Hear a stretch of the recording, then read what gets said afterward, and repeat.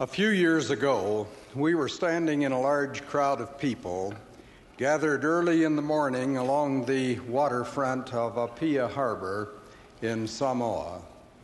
It was the occasion of the national holidays when hundreds of people came to watch the fautasi or longboat races that sweep in from the ocean into the calmer waters of the harbor to cross the finish line.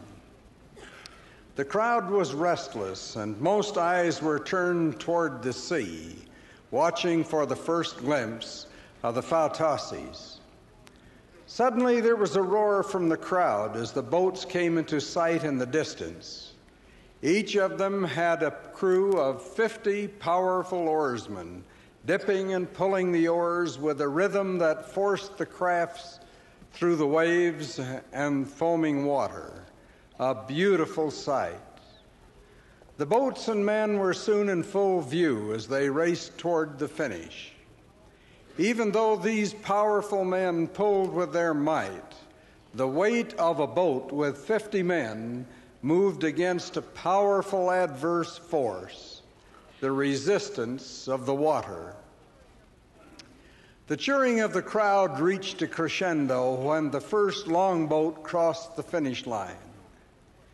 We walked over to the place where the boats docked after the race had concluded.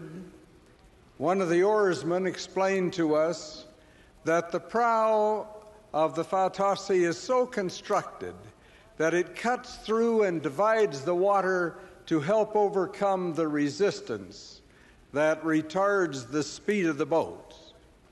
He further explained that the pulling of the oars against the resistance of the water creates the force that causes the boat to move forward.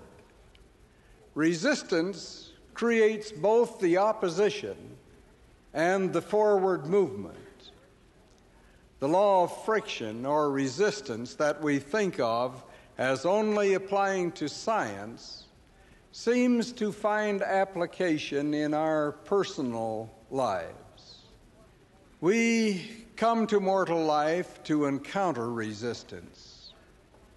It was part of the plan of our eternal progress. Without temptation, sickness, pain, and sorrow, there could be no goodness, virtue, or appreciation for well-being or joy.